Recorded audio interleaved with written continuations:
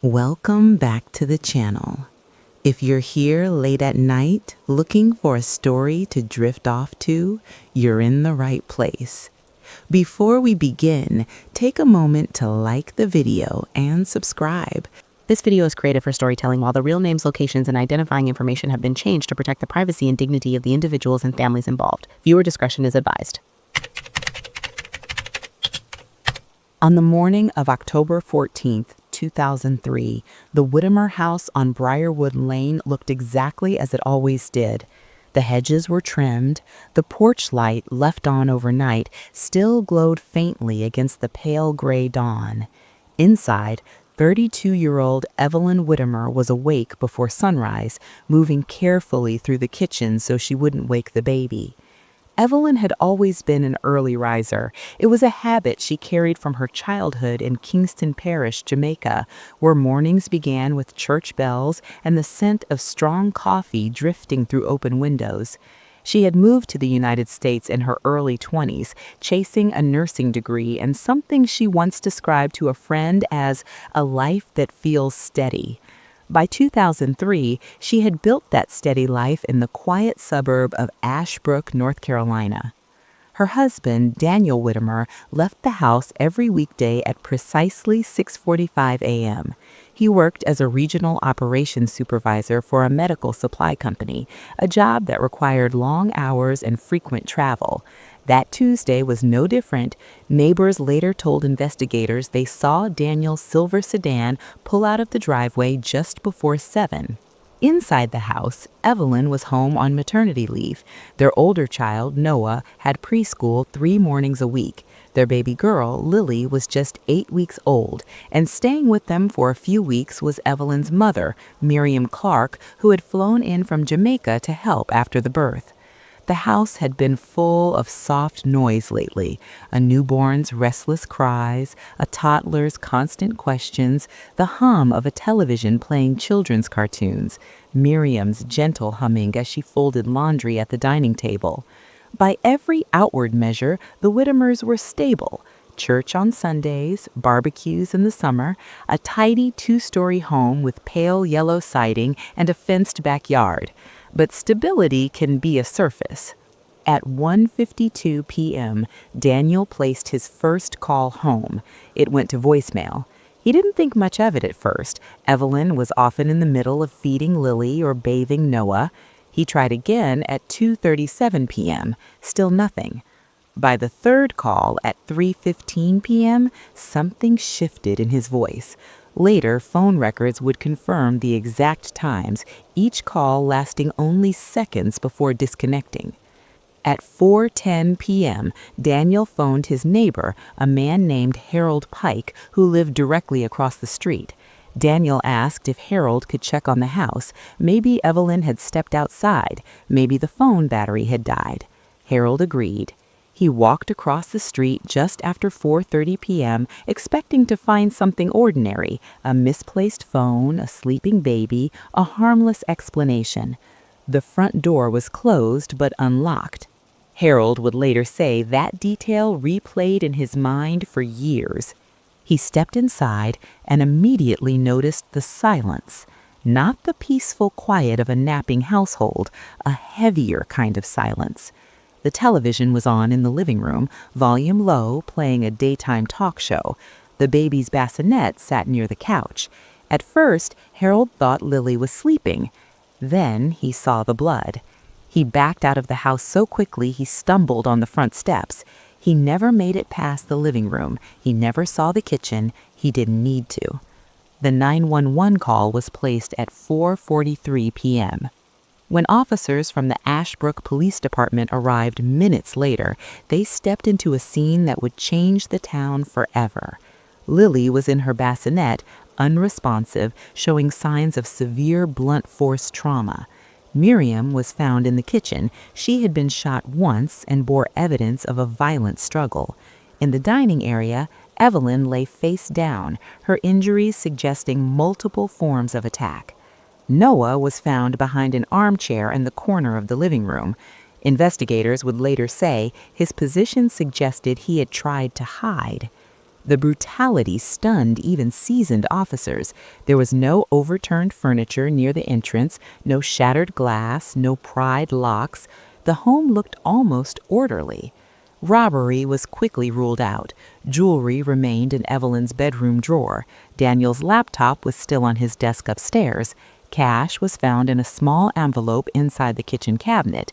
But in the hallway, written in uneven black marker across the pale beige wall, were the words, "Pay what you owe." Detectives photographed it immediately. At first glance, it suggested a debt, a financial dispute, possibly something criminal. But a preliminary sweep of the home revealed no drugs, no evidence of trafficking, no suspicious financial records. But Daniel arrived at the scene shortly after 5:20 p.m., escorted by an officer who had contacted him at work. Witnesses described him as frantic at first, attempting to push past the yellow tape. He was restrained and guided to the back of a patrol car. He wept, loudly, uncontrollably. But grief, detectives knew, can be genuine and still complicated. At the station, Daniel gave his initial statement. He said he left at 6:45 a.m., drove straight to work, and remained there all day. He described his marriage as solid. He said, "We had normal stress, bills, a newborn, but nothing like this." When asked about the message on the wall, he shook his head. He said, "We don't owe anyone, not like that." Detectives began reconstructing the timeline. Phone records showed one outgoing call from the Whittemore house at 6:09 a.m., placed to an out-of-state number belonging to Evelyn's cousin in Atlanta. The call lasted 43 seconds. The cousin reported speaking briefly to a woman, but couldn't confidently identify the voice. That detail would become critical. If Evelyn made that call at 6:09 a.m., it would mean she was alive nearly 15 minutes after Daniel claimed to have left. Daniel's commute to work typically took 25 minutes. His keycard log showed he entered the office building at 7:21 a.m. On paper, the timing seemed tight, but tight does not mean impossible. Detectives canvassed the neighborhood.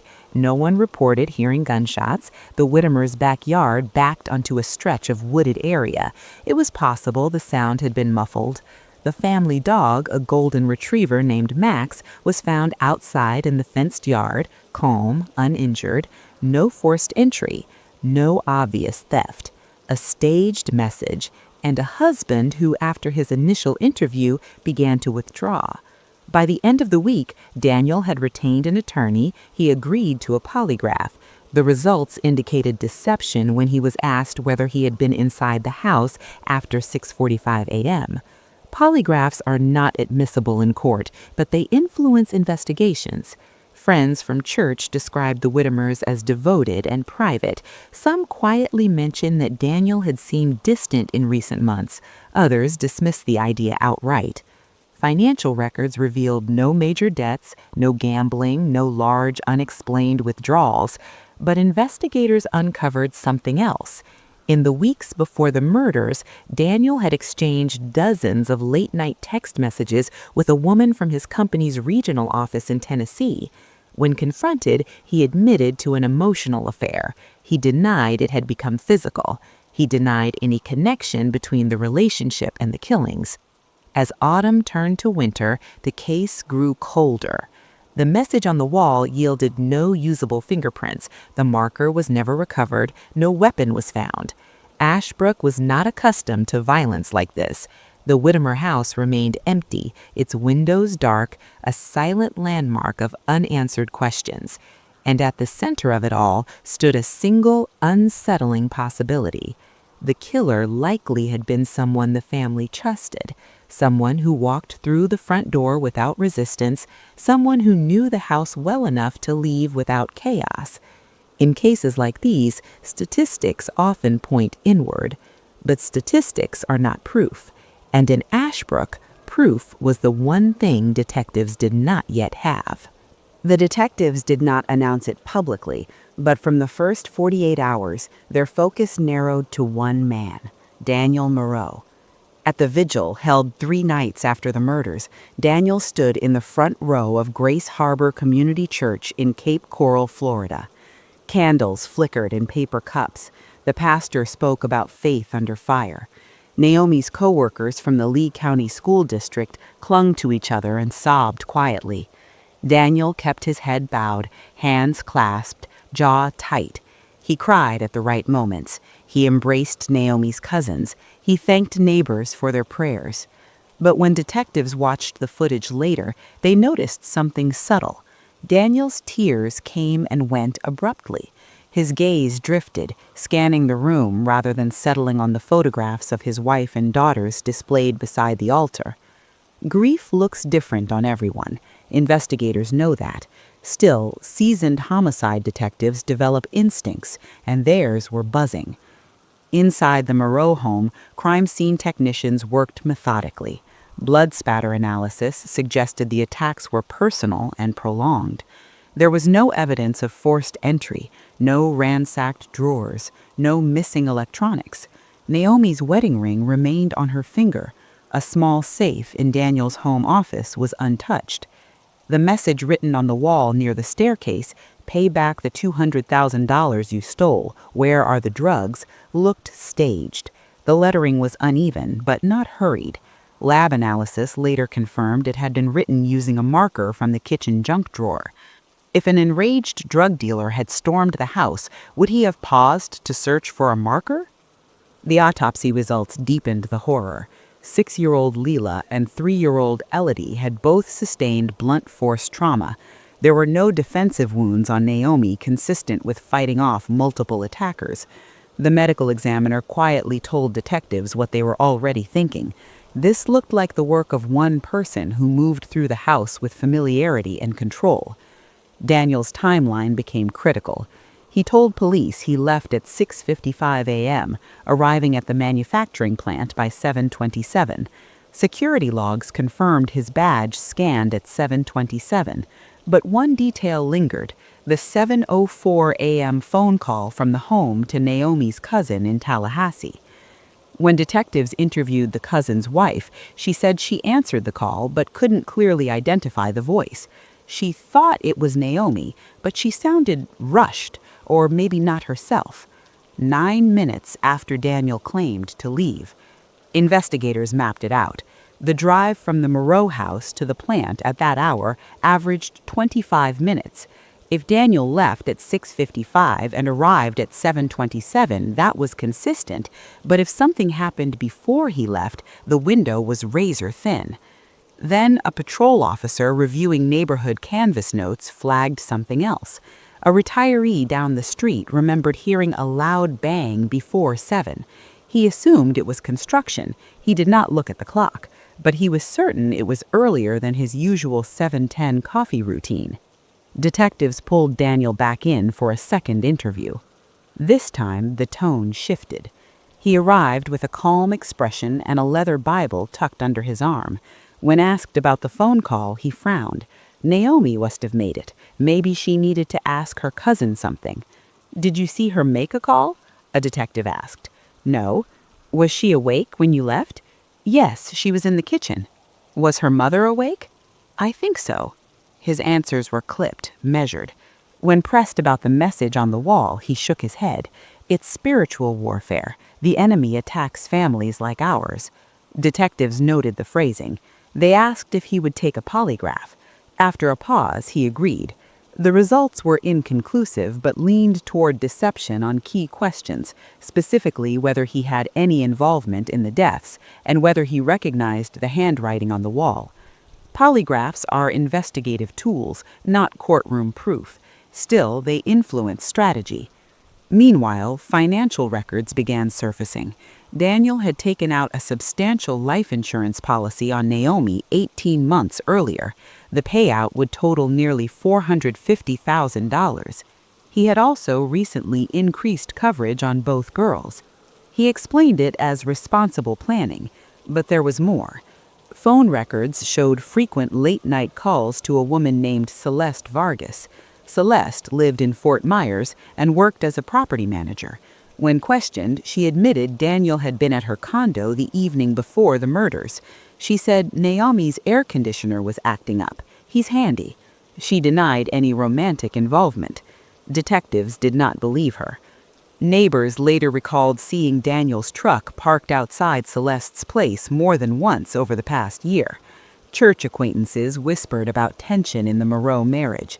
Naomi had confided to one friend that Daniel had grown distant, secretive. Still, suspicion is not evidence. The forensic team analyzed the handwriting on the wall. It did not match Daniel's known samples, nor did it match Naomi's. The strokes were inconsistent, possibly disguised. Without a definitive match, it remained an ambiguous clue. Investigators reconstructed the likely sequence inside the house. Naomi's mother, Estelle, had been in the kitchen. Based on blood patterns, she may have been the first attacked. The children were likely drawn by noise. Naomi's injuries suggested she had moved between rooms, perhaps trying to shield her daughters. It was brutal, intimate, and personal. Detectives confronted Daniel with the life insurance information. He responded evenly. Every husband should provide for his family. They asked about Celeste. He acknowledged friendship but denied an affair. They asked if he had any debt. He admitted to business loans connected to a real estate venture that had recently failed. Pressure mounted quietly. 3 months after the murders, Daniel stopped returning detectives' calls. He retained an attorney. Publicly, he spoke only once, during a brief television interview outside his sister's home where he had moved. God knows the truth. I forgive whoever did this. The community fractured. Some church members rallied around him, insisting no man of faith could do such a thing. Others were unsettled by his composure. Naomi's relatives were blunt. He knows, her brother told reporters. He knows what happened in that house. The investigation stretched into a year. The reward fund reached $200,000 after donations from civic groups and a private benefactor. Tips flooded in, most baseless. Detectives chased rumors of drug rings, disgruntled co-workers, random intruders. Each lead dissolved. The case file thickened, but clarity did not. Then a new piece of information emerged from an unexpected source. A co-worker at the plant reported Daniel had arrived the morning of the murders looking normal, not distressed. More importantly, security footage from the parking lot showed his truck entering at 7:24 a.m., but there was a brief gap in camera coverage between 6:50 and 7:15 due to a system reset. That gap could not place him anywhere else. It simply meant the timeline rested heavily on his own statements. Detectives revisited the phone call at 7:04. They requested audio enhancement from the telecom provider. Unfortunately, the call was not recorded. Only duration and routing were logged. The possibility lingered. If Naomi did not make that call, then someone else inside the house did. Someone staging normalcy. 2 years passed. Without physical evidence tying Daniel directly to the crime, prosecutors hesitated. Circumstantial indicators were strong: motive, opportunity, questionable behavior, but not enough for a conviction in a quadruple homicide. The case cooled. Daniel relocated to Tulsa, Oklahoma. Within 3 years, he remarried.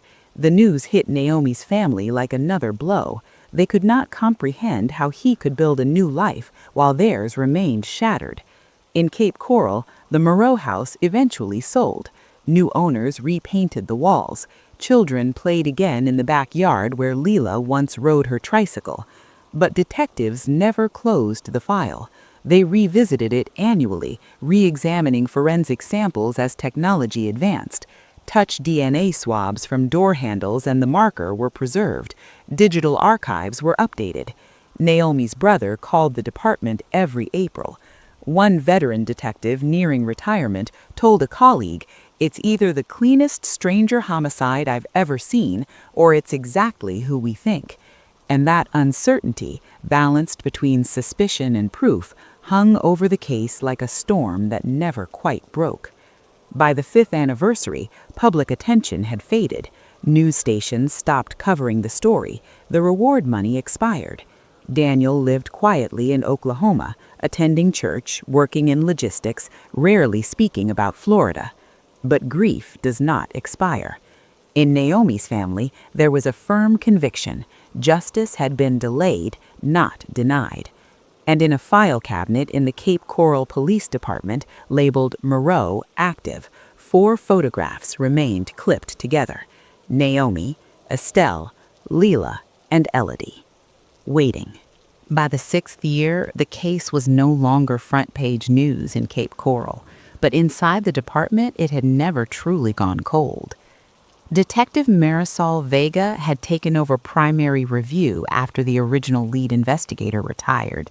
She approached the file without the emotional weight of having stood in that house on day 1. What she had instead was distance, patience, and newer forensic tools. The preserved evidence was resubmitted for advanced testing. Touch DNA methods had improved significantly since the initial processing. Swabs taken from the kitchen marker, the staircase banister, and the rear sliding door were sent to the state lab in Tallahassee. Months passed before the results came back. 2 partial profiles were developed from the marker. One was consistent with Naomi. The other was a low-level mixed sample that could not be excluded from Daniel. That was not enough. But the swab from the sliding glass door told a more complex story. It revealed a partial profile that did not match any family member, nor did it match Daniel. The lab entered it into CODIS, no immediate hit. For the first time, investigators had biological evidence suggesting someone outside the immediate household might have been present. The possibility shifted the entire theory of the case. Detective Vega re-interviewed neighbors. One elderly resident mentioned something she had forgotten years earlier. A dark sedan had been parked near the Moreau homes several mornings that spring. She had assumed it belonged to a contractor. She could not provide a license plate, but she described a distinctive dent on the rear bumper. Investigators cross-referenced known associates. Daniel's phone records from the weeks prior to the murders were re-examined with geolocation mapping technology unavailable during the initial investigation. A pattern emerged. Daniel's phone had pinged near Celeste Vargas's condominium repeatedly, even during hours he claimed to be at work. More notably, on 2 occasions, the phone had pinged near a small auto repair shop in Fort Myers owned by a man named Trevor Hale. Trevor Hale had a prior conviction for aggravated assault. Detectives brought him in for questioning. He denied knowing Daniel well. He admitted servicing his truck once. When asked about the murders, he became defensive. A voluntary DNA sample was requested. He refused without an attorney. That refusal was his right. It also drew attention. Weeks later, CODIS returned a hit. The unknown partial profile from the sliding door matched a relative of Trevor Hale, his younger brother, Marcus Hale, who had been arrested years earlier for burglary in Georgia. Marcus Hale was located living in Jacksonville. When detectives questioned him, his story unraveled quickly. He admitted knowing Trevor had a side job years ago involving helping a guy scare someone. He claimed he was told it was about collecting money from a business dispute. He insisted he did not know a family would be harmed. Under mounting pressure, Marcus agreed to provide DNA. It was a match to the partial profile from the sliding door. The narrative began to take shape.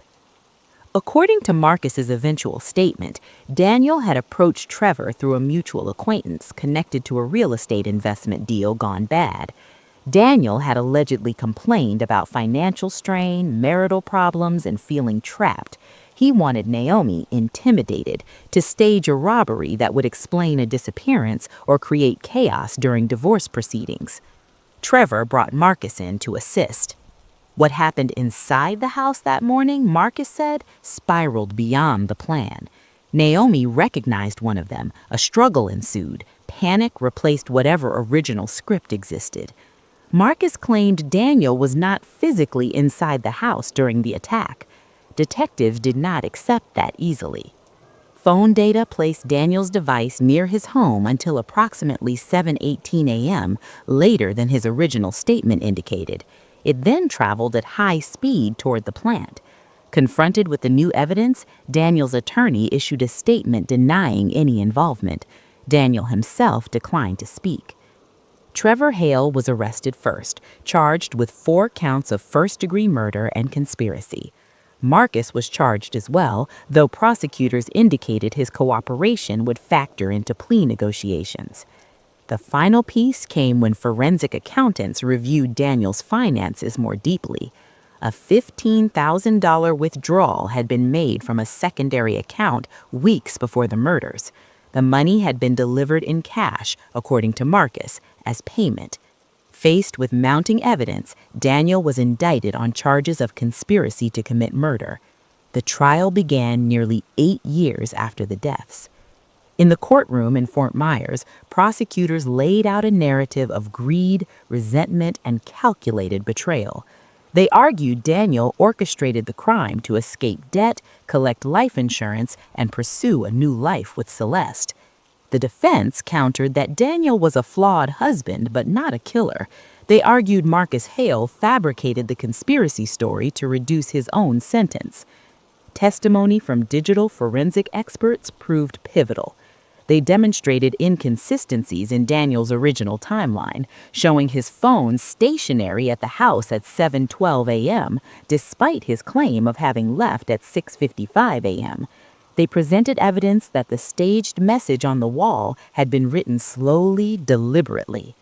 Marcus took the stand. He described entering through the sliding door before dawn. He described Naomi's scream. He described chaos. He insisted Daniel knew intimidation could escalate. After 6 weeks, the jury deliberated for 4 days. Trevor Hale was found guilty on all counts. Marcus Hale was found guilty of second-degree murder under a plea arrangement. Daniel Moreau was found guilty of conspiracy to commit murder, but not of direct homicide. The courtroom reaction was fractured. Naomi's family wept with relief that accountability in some form had been delivered. Others felt the verdict did not fully capture the magnitude of loss. Daniel was sentenced to life in prison without parole for conspiracy resulting in death under Florida statute. Trevor received 4 life sentences.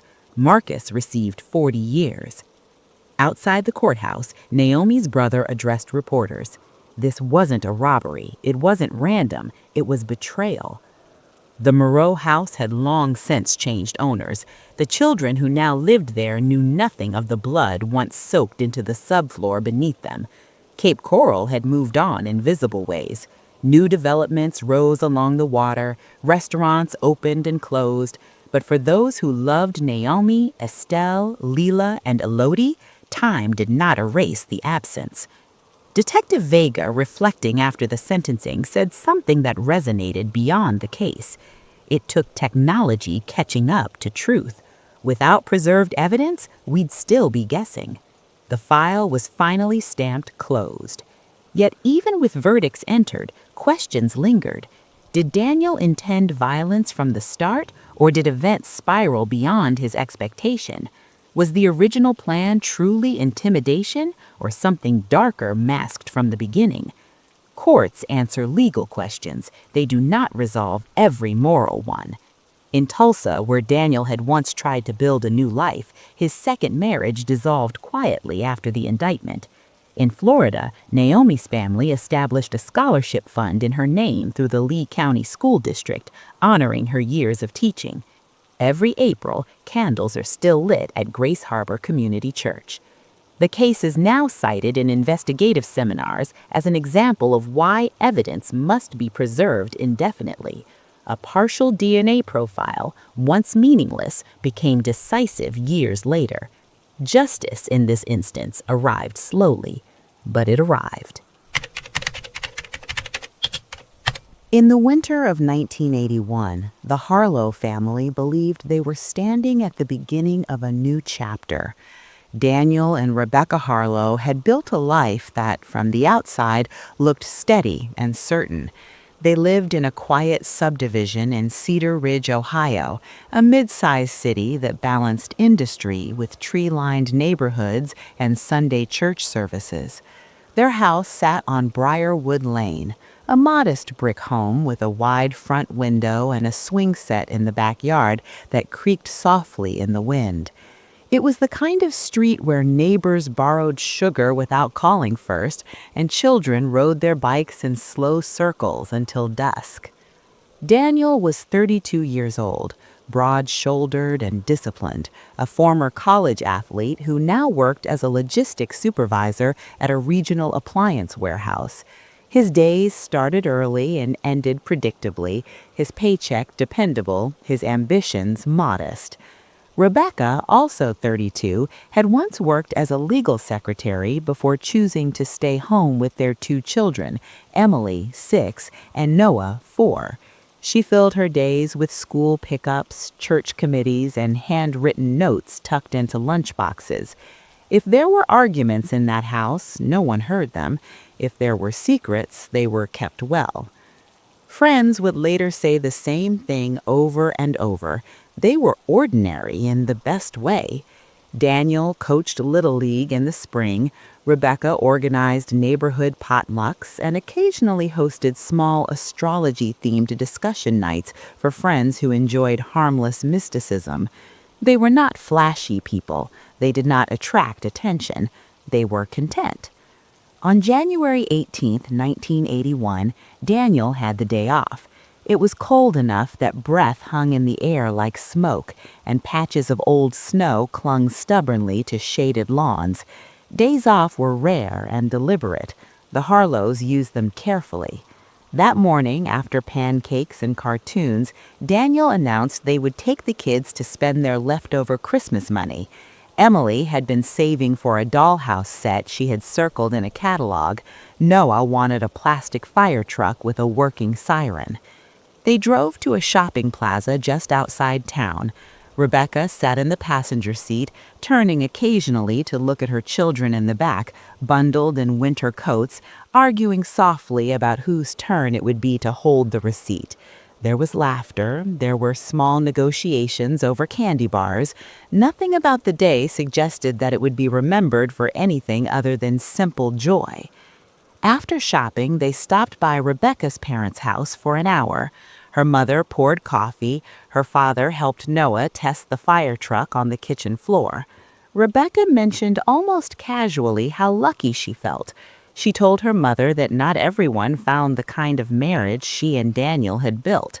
She said it quietly, without drama, just gratitude. They left around 7:45 p.m. The drive home was uneventful. The neighborhood on Briarwood Lane was still. Porch lights glowed against the cold darkness. Most families were inside, finishing dinner or watching television. Daniel pulled into the driveway at exactly 8:02 p.m., a detail investigators would later note because of a receipt timestamp found in the car. Rebecca and the children went inside first. Daniel lingered in the garage, gathering the shopping bags and locking the car. The front door opened into a small foyer that led directly into the living room. Rebecca flipped on the light. She did not see him immediately. The man had entered through the back door some time earlier. Later examination would show that a pane of glass had been carefully taped before being broken, likely to muffle the sound. He had unlocked the door from the inside and moved quietly through the house. Drawers had been opened and closed again. Cabinet doors slightly ajar suggested someone searching methodically. When Rebecca stepped into the living room, he emerged from the hallway holding a handgun. He told her not to scream. Emily froze. Noah clutched the toy fire truck so tightly that investigators would later find his fingerprints pressed into the plastic. The man was young, mid-20s perhaps, with unkempt hair brushing his collar and a thin build concealed under a dark jacket. His voice was steady. He told them he only wanted money. He repeated that no one would get hurt if they did exactly as he said. Rebecca nodded. She understood instinctively that panic would escalate the situation. She told the children to sit on the couch. Her voice, according to later reconstruction, was calm, almost instructional. She was buying time without knowing how much time there was to buy. The intruder used an extension cord from a vacuum cleaner to bind Rebecca's wrists. He tied Emily and Noah next, awkwardly but tight enough to restrain them. The children were crying quietly. Rebecca kept speaking to them, telling them to breathe, telling them everything would be fine. At 8:07 p.m., Daniel entered the house through the door connecting the garage to the kitchen. He stepped into a scene he could not process fast enough. For a moment, no one moved. The man with the gun pivoted sharply, raising the weapon toward Daniel. There was an exchange of words.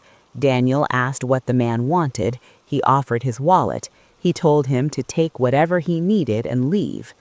The intruder forced Daniel to the floor and bound him as well. He reassured them again that he was not there to hurt anyone. He claimed he would be gone in minutes. He began moving through the house more aggressively now, opening drawers fully, overturning small boxes, pulling a glass front gun cabinet from the den wall. The glass shattered across the carpet. Several hunting rifles and a revolver were removed. Rebecca's purse was dumped onto a dining chair, its contents scattered. What happened next would later be pieced together through forensic evidence and a confession that came years afterwards. At some point, Daniel managed to loosen his bindings.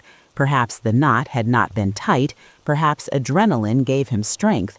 As the intruder returned from the bedroom, Daniel lunged forward. It was an act of reflex and desperation.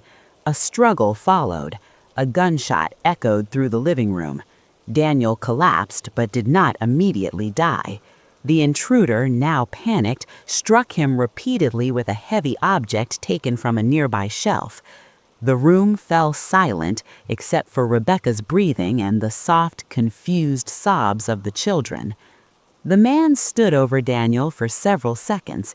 Then he turned back toward the couch. The official record would later describe what followed in clinical terms: multiple gunshot wounds, close range, no signs of prolonged struggle beyond the initial altercation. By the time the intruder left the house, sometime after 8:20 p.m., the Harlow family lay motionless in the living room. At 10:05 p.m., a neighbor named Carl Denton returned home from visiting relatives and discovered his own back door had been forced open. Several items were missing, including a camera and a small lockbox containing cash. He contacted police immediately. Officer Mark Ellison of Cedar Ridge Police responded. After taking Denton's statement, Ellison conducted a routine canvass of nearby homes. When he knocked on the Harlow residence, there was no answer. He noticed broken glass at the rear door. Ellison entered cautiously, announcing himself. He would later testify that he expected to find another burglary. Instead, he found 4 bodies. The house was in disarray: the shattered gun cabinet, Rebecca's overturned purse, blood on the carpet that had begun to darken. The discovery triggered a citywide shock. Cedar Ridge was not immune to crime, but a quadruple homicide inside a family home was unprecedented. By midnight, patrol cars lined Briarwood Lane. Detectives sealed the property. Neighbors gathered in coats and slippers, whispering in disbelief. Investigators quickly connected the Harlow break-in with the Denton burglary next door. The method of entry, taped glass and careful forced access, suggested experience. A witness reported seeing an older blue sedan idling near the street the previous afternoon, a vehicle that did not belong to any resident. Within 24 hours, detectives began reviewing reports of similar burglaries in surrounding counties. 2 names surfaced repeatedly in connection with home invasions that involved taped windows and stolen firearms. One of those names belonged to a recently paroled offender with a history of escalating crimes. As the investigation widened, the focus shifted from shock to pursuit. For the Harlow family, however, the story had already ended. In the span of less than 15 minutes, a home that had been filled with laughter and ordinary routines became a crime scene that would haunt Cedar Ridge for decades. The days after the murders of the Whitaker family felt unreal in the small river city of Brookhaven, Ohio. On January 18, 1981, just before dawn, the yellow tape went up around the modest brick house on Hawthorne Lane. Police cruisers idled with their lights flashing silently against the snowbanks. Neighbors stood on porches in heavy coats, arms folded tight, whispering in disbelief. The Whitakers had been the kind of family people pointed to as steady and kind. Daniel Whitaker, 31, managed inventory at a regional hardware distributor. His wife, Elaine, also 31, volunteered at church and worked part-time as a legal assistant. Their children, Megan, 6, and Tyler, 4, were known for their bright winter coats and shy smiles. Now, the house where they had celebrated Christmas only weeks before was a crime scene. Inside, detectives moved carefully through the wreckage. Drawers were dumped onto the floor.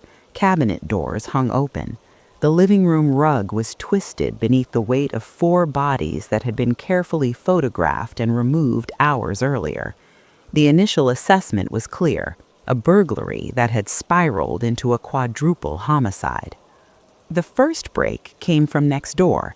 Around 9:45 p.m. the previous night, a neighbor named Carl Benton had returned home to find his back door pried open and several firearms missing from a locked cabinet. He called police immediately. Officer Mark Delaney responded and, following routine procedure, knocked on doors along Hawthorne Lane to see if anyone had noticed suspicious activity. When no one answered at the Whitaker home, Delaney circled to the back. A pane of glass had been neatly taped, then punched through. It was a method known to local investigators, a way to quiet the shatter and reduce noise. What he found inside shifted the entire city into shock. By mid-morning, Brookhaven Police Chief Harold Kramer addressed reporters outside headquarters. He confirmed 4 victims and indicated signs of forced entry and theft. He would not discuss cause of death, but word spread quickly. The Whitakers had been bound. Daniel had been shot and beaten. Elaine and the children had been executed. Fear replaced the usual Sunday calm. Churches filled not just with prayer, but with anxious speculation. Parents pulled their children closer that week. Deadbolts were installed. Porch lights stayed on through the night. Detectives canvassed the neighborhood methodically. One detail surfaced repeatedly. An older, pale blue 4-door sedan had been seen idling along Hawthorne Lane the afternoon before the murders. It did not belong to anyone on the block.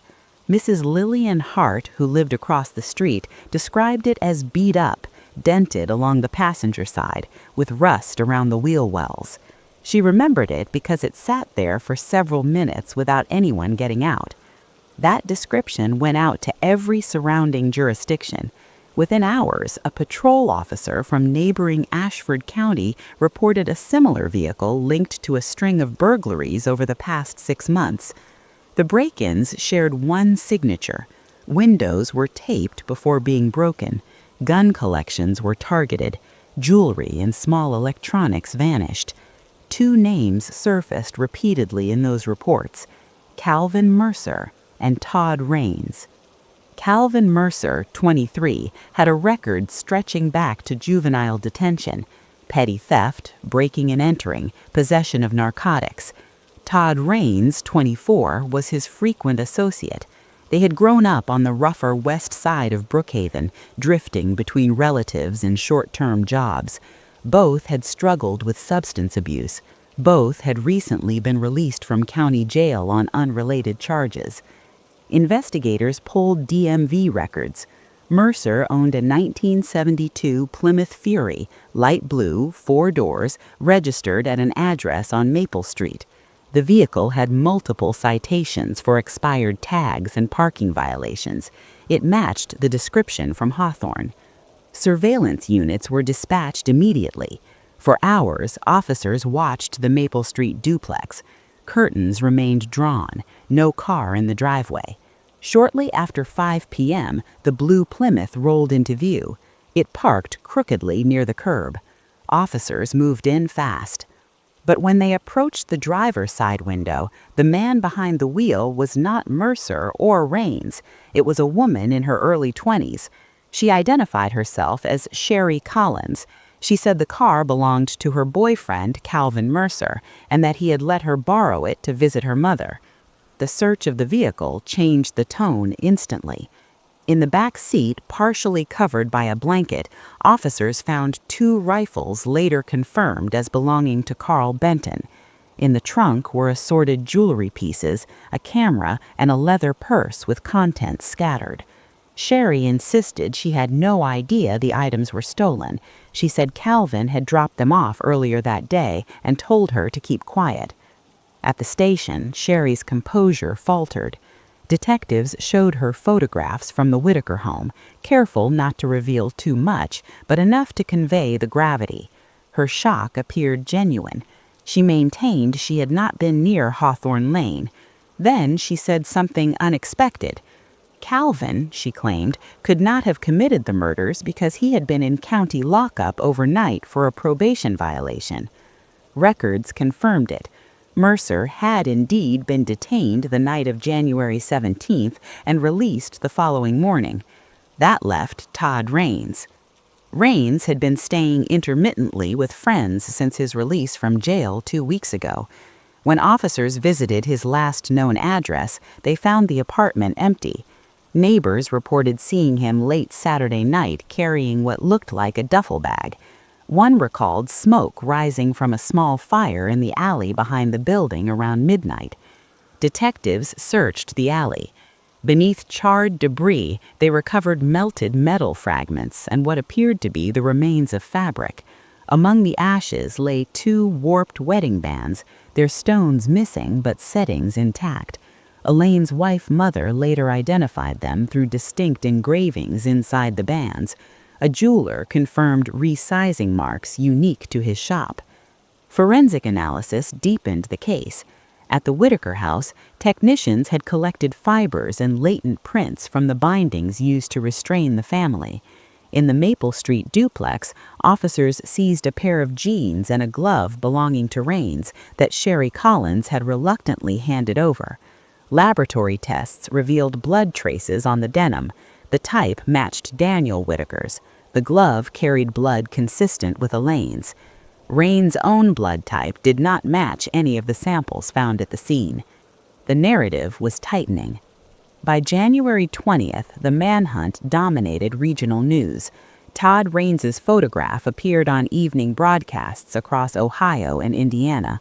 Police warned that he was armed and extremely dangerous. Tips poured in. Most led nowhere.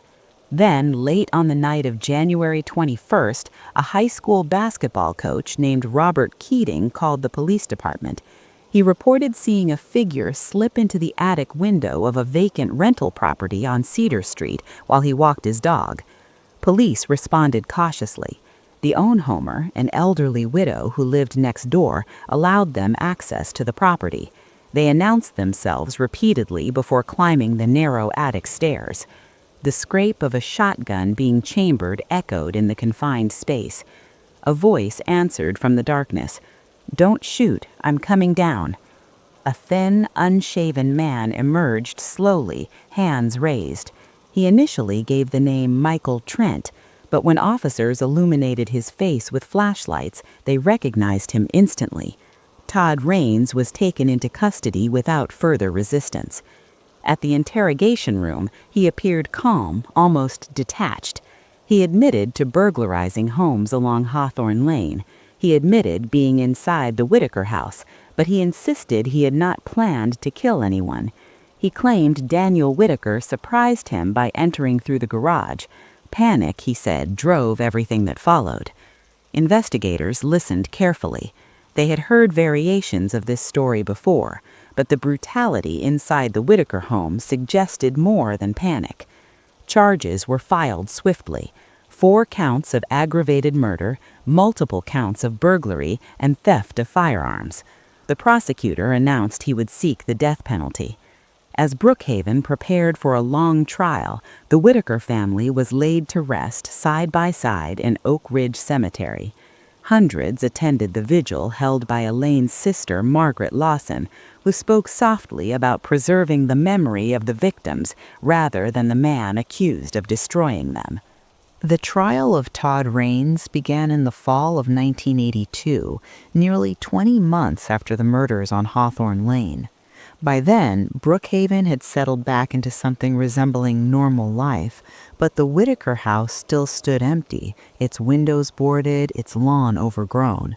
For many in the community, the building had become a symbol. It was a reminder that violence did not belong only to distant cities. It could step through a taped window in a quiet neighborhood and leave devastation behind. Inside the Ashford County Courthouse, the atmosphere was tense but controlled. Prosecutors laid out their case methodically. They walked the jury through the timeline of January 17th, beginning with the burglary next door and ending with Raines' arrest in the attic on Cedar Street. Forensic experts testified about blood typing and fiber analysis. A firearms specialist explained how the bullets recovered from Daniel and Elaine Whitaker were consistent with one of the stolen rifles later found in the Plymouth Fury. Though the weapon itself had not been recovered intact, metal fragments discovered in the alley fire behind Raines' apartment matched the make and caliber. The most powerful testimony came from the forensic pathologist. He described the sequence of injuries in clinical, restrained language. Daniel Whitaker had been shot first, likely after confronting the intruder. Elaine had been restrained. The children had been killed afterward. The prosecutor's argument was clear. This was not a moment of blind panic. It was a sustained act of control and violence. The defense strategy focused on mental state. Court-appointed psychiatrists evaluated Raines over several weeks. One expert for the defense testified that Raines exhibited signs of severe antisocial personality disorder compounded by substance dependence. He argued that Raines' long history of neglect, addiction, and instability impaired his ability to make rational decisions under stress. The defense stopped short of pleading insanity, but they asked jurors to consider diminished capacity when weighing intent. Raines himself took the stand, a decision that surprised many observers. He spoke in a flat, measured tone. He admitted entering the Whitaker home intending to steal firearms and valuables. He claimed he never expected anyone to be home. When Daniel Whitaker confronted him, he said, fear took over. He described the rest of the night as fragmented and blurred. He apologized repeatedly to the Whitaker relatives seated across the courtroom, though he never turned fully toward them. Under cross-examination, prosecutors pressed him on details. If he had panicked and fled after shooting Daniel, why had he remained inside long enough to bind Elaine and search through drawers? Why had he taken time to gather jewelry and electronics? Why had he attempted to burn evidence in the alley hours later? His answers were vague. He spoke of confusion and shock. The prosecution countered with the methodical nature of the scene, the bindings, the deliberate shots. After 3 weeks of testimony, closing arguments began. The prosecutor spoke plainly. He reminded jurors that 4 people had died in their own home. He emphasized the calculated steps taken after the initial confrontation: restraint, execution, concealment. He argued that the evidence showed clear intent and a conscious effort to eliminate witnesses. The defense urged mercy. They pointed to Raines' chaotic upbringing and addiction. They argued that the death penalty would not bring the Whitakers back. They asked the jury to impose life imprisonment instead. Deliberations lasted 2 days. On the afternoon of October 14th, the jury returned with verdicts on all counts, guilty of 4 counts of aggravated murder. The sentencing phase followed immediately. Family members were given the opportunity to address the court. Margaret Lawson stood again, composed but visibly shaken. She spoke about Elaine's warmth, Daniel's steady humor, Megan's love of drawing, Tyler's fascination with toy trucks. She said the family did not seek vengeance, but they sought accountability. The jury ultimately recommended a life imprisonment without the possibility of parole for 30 years on each murder count, to be served consecutively. The judge adopted the recommendation, noting both the severity of the crimes and the mitigating factors presented. Raines was led from the courtroom in handcuffs, offering no final statement. In the years that followed, appeals were filed and denied. Defense attorneys challenged forensic procedures and argued ineffective counsel. Appellate courts upheld the convictions. By the early 1990s, the legal avenues were largely exhausted. For Brookhaven, healing came slowly. The Whitaker house was eventually demolished at the request of surviving relatives. A small memorial garden now occupies the lot, maintained quietly by neighbors who remember that winter. Each January, fresh flowers appear near a simple stone bearing 4 names. The case influenced local policing practices. Departments in Ashford County adopted new burglary response protocols and invested in evidence preservation training. Community meetings emphasized neighborhood watch programs and secure firearm storage. The tragedy reshaped conversations about addiction and repeat offenders, prompting expanded funding for substance abuse treatment in the county jail. As for Todd Raines, he remains incarcerated in an Ohio state penitentiary. Prison records show disciplinary infractions in his early years behind bars, followed by a period of relative quiet. Interviews requested by journalists have been declined consistently. He has written letters to a few advocacy groups claiming remorse, though he has never publicly provided a fuller account of that night beyond his trial testimony. For the Whitaker extended family, closure is an imperfect word. Justice in the legal sense was delivered through conviction and sentence, but loss does not expire. Birthdays and anniversaries carry a weight that never fully lifts. Margaret Lawson once told a reporter that what matters most is that her sister and her family are remembered more than victims. They were people with routines, inside jokes, and plans for the future. The story of Hawthorne Lane is no longer front-page news. It survives in court archives, in the memory of longtime residents, and in the quiet garden where a house once stood. It is a reminder of how quickly ordinary life can fracture, and how a community, even one shaken to its core, can insist on accountability and memory over fear.